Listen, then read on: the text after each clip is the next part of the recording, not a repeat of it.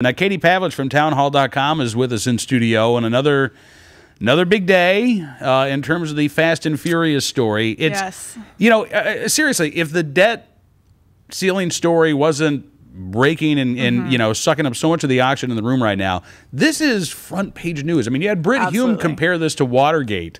I think this may be worse because there are 40,000 people in Mexico dead. There are 2 federal agents who have been killed by guns traced to Operation Fast and Furious. So I'm hoping that they can get this debt ceiling deal out of the way, figure something out, because you're right, this is front page news, and I think that some people need to lose their jobs at the least, or not, you know, at least at the minimum, maybe face prosecution in the end for this operation. Now, you had a story today revealing some emails, right? Some internal ATF emails, and it's fascinating to see this discussion about Fast and Furious. I mean, you've got the emails here in front of you. I'll let you tell me. I mean, what to you was the sort of standout communication that was revealed today? Right. Well, we talked about this on your show before, but we've seen kind of Operation Fast and Furious turn into this idea that maybe they were doing this as a political move, with Barack Obama and Eric Holder having a long history of anti-Second Amendment. You know, they have really long anti-Second Amendment records to show, and they're very vocal about wanting to bring back the assault weapons ban. They think that, you know, guns should be banned in Washington, D.C. and places like Chicago. So there's these internal emails that we've received from Senator Grassley's office, who has been doing this investigation with Representative Issa, saying, can you see if these guns were all purchased from the same place and at one time? We are looking at anecdotal cases to support a demand letter on long gun multiple sales. What happened on Monday? We saw new regulations that went around Congress to do what? Require gun shops in the southern states of California, Arizona, Texas, and New Mexico to report long gun rifle sales. Now, how about that? Now, when was that email? This was July 14th, 2010. So a year ago. Right. And I have another email from January 26th, 2009 saying, well done yesterday on the Fast and Furious takedown and press conference. In light of our request for demand letter 3, this case could be a strong supporting factor if we can determine how many multiple sales of long guns occurred during the course of this case. Wait, that was January 26, 2009? Yes. Wow. Yeah. So this is pretty early. That I was going to say that might be. Oh no, this is 9:30 p.m. So this is January 26, 2011. Correct. Oh, okay, right. So earlier this year, so this right? Is earlier before the July memo. So this is an earlier email. Wow. Right. So this is pretty blatant. And the idea that they've been saying this isn't a political move, this was a botched operation, this was a mistake, this isn't something we meant to happen. It's looking more and more like, you know, the Justice Department was pushing this through as a measure to get their assault rifle and semi-automatic weapons ban back. You know, and again, there's been so much speculation, but this is really the first email evidence that we've seen where you have ATF officials communicating to, you know, folks in the local in Phoenix there, saying, all right, what can you do? What can you show us from Fast and Furious that'll help justify these gun control proposals? Right. Fast and Furious, again, they're asking, what can you show us from this operation that where we allowed guns to go to the cartels? That we can use to bolster the case for gun control. Right, and what's so ironic about this entire thing, I mean, common sense obviously went out the window as soon as this whole thing was implemented. But the only reason why these shops were selling multiple long rifles to these cartel straw buyers in the first place was because ATF was pressuring them to do so and forcing them to do so. Right. So now they're turning around and saying, well, in order to prevent the sales of long rifles, you know, multiple long rifles, we're going to make you go through this regulatory process. And what's concerning here is the Obama administration has a habit of going around Congress to implement legislation, whether it's with, you know, ATF, the EPA, whatever. But in this case, we're expecting an executive order from the president in the next couple weeks. What is that going to look like?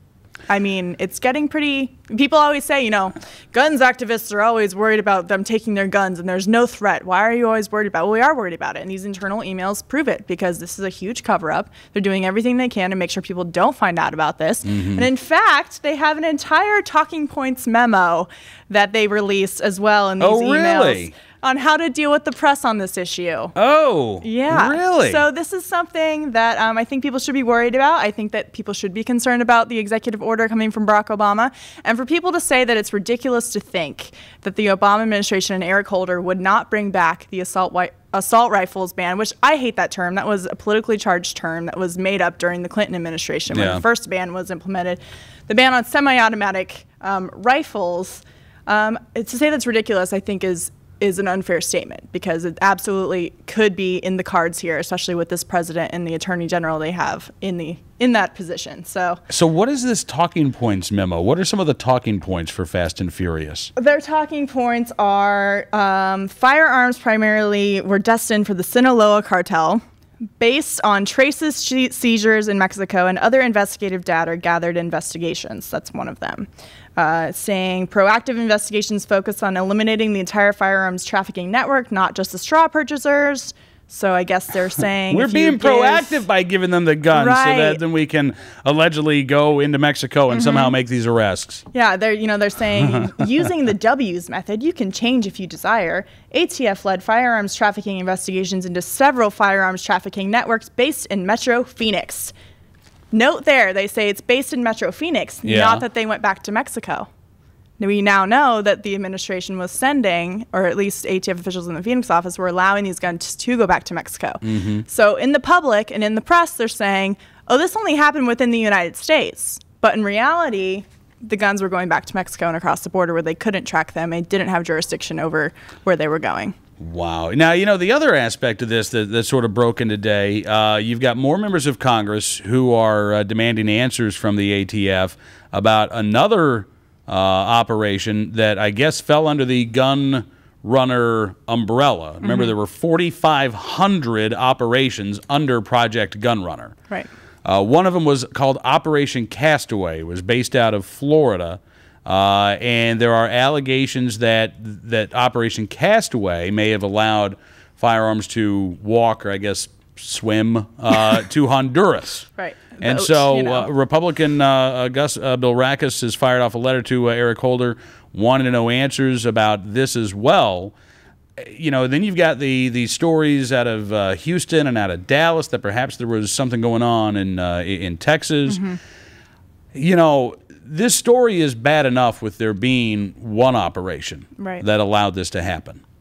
If there's more than one, if there are all of a sudden evidence of 2, 3 more even that again did this sort of gun walking, I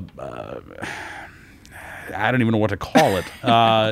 There's no words. This mess that allowed guns to get in the hands of the criminals.